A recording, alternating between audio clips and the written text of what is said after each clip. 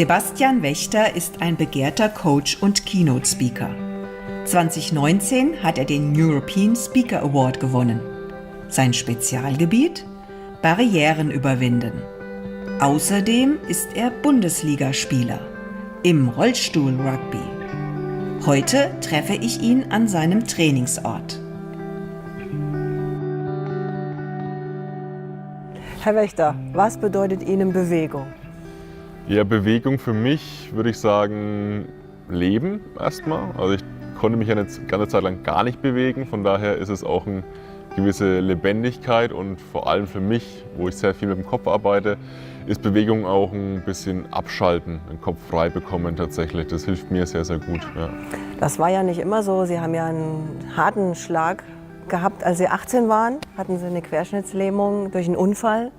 95% Ihrer Muskeln sind nicht mehr bewegungsfähig gewesen. Sind immer noch. Sind immer noch. Nicht mehr bewegungsfähig, ja. Ja. Wie war das für Sie, so ausgenockt zu werden? Ja, als 18-Jähriger ist der Plan erstmal ein anderer, ne? Das ist ganz klar. Also von daher, es kam plötzlich und ich wurde auch nicht gefragt. Und die erste Reaktion war erstmal Verzweiflung, würde ich sagen, und auch so ein bisschen auch nicht wahrhaben wollen. Ich meine, es war dann auch eine Zeit, wo ich auf der Intensivstation war, auch viele Medikamente bekommen habe und es war alles auch in der Rückschau recht nebulös, sage ich mal. Ne?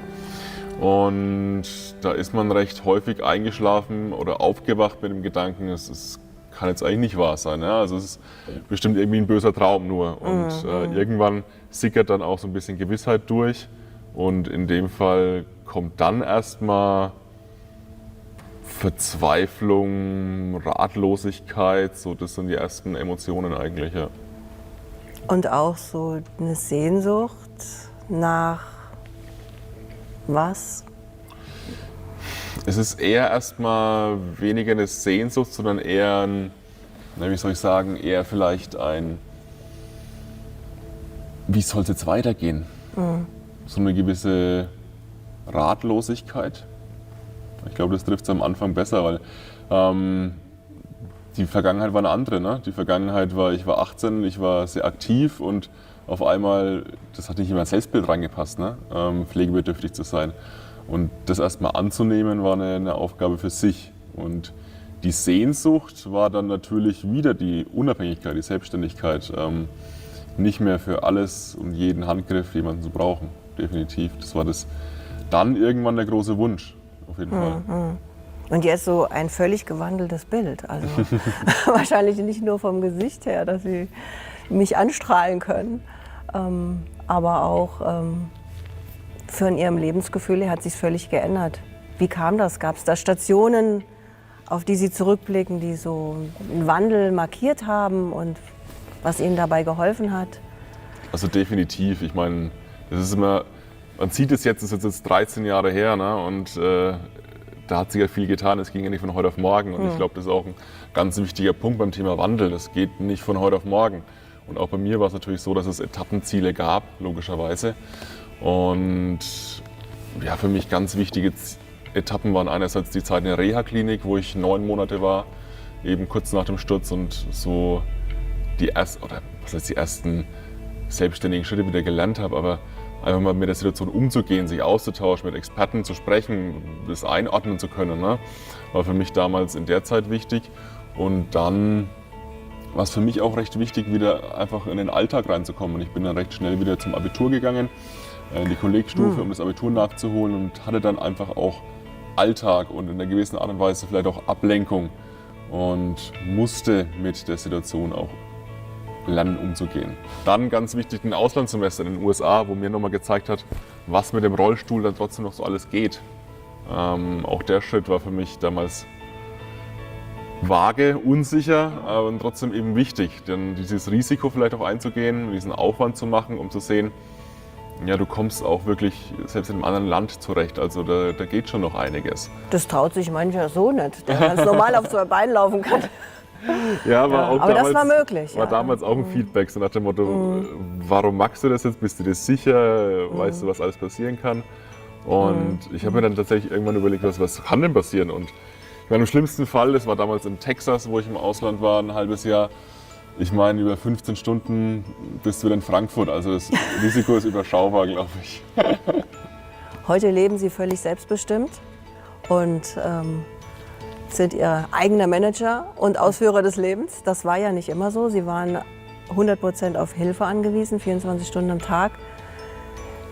Menschen haben Ihnen sicher gern geholfen, aber das ist ja eine zwiespältige Sache.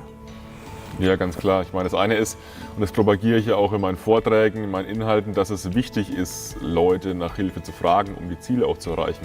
Und das mache ich ja immer noch. Ich meine, bei meinem Ziel, Rollstuhl-Rugby, Bundesliga zu spielen, hatte ich Leute, die mir geholfen haben. Bei meinem Ziel, jetzt als Redner erfolgreich zu sein, hatte ich Leute, die mir geholfen haben. Also es gibt ja immer diese Wegbegleiter. Aber das eine ist eben, ja, das als Option zu haben oder nachzufragen. Das andere ist eben, darauf angewiesen zu sein, ja, eigentlich fast abhängig zu sein davon. Und das war bei mir damals schon der Fall. Ich meine, wenn morgens der Pflegedienst nicht gekommen ist, dann war ich im Bett gelegen, ne? Und habe gewartet, geharrt. Und das ist kein angenehmes Gefühl. Und genau da wollte ich heraus. Und soll es aber nicht heißen, logischerweise, dass das Ziel ist, alles allein hinbekommen zu müssen und nie jemanden brauchen zu wollen. Sondern ich finde es schon wichtig, gerade bei großen Zielen auch sein Umfeld oder eben mögliche Wegbegleiter da mitzunehmen. Finde ich schon wichtig, ja. Mancher sagt sich vielleicht, ich würde es nie schaffen, was der Herr Wächter hier hinlegt, aus dieser Abhängigkeit wirklich in die Selbstständigkeit zu kommen mit so viel Kraft und so viel Widerständen und Widrigkeiten. Und vielleicht hat jemand auch so eine Veränderung vor Augen und sagt, ich schaff's nicht. Was würden Sie so jemandem sagen? Ja, solange man das glaubt, wird es auch nichts. Nehmen wir mal an, jemand sagt, doch, ich will glauben, ich krieg's nur nicht hin. Was würden Sie mir raten?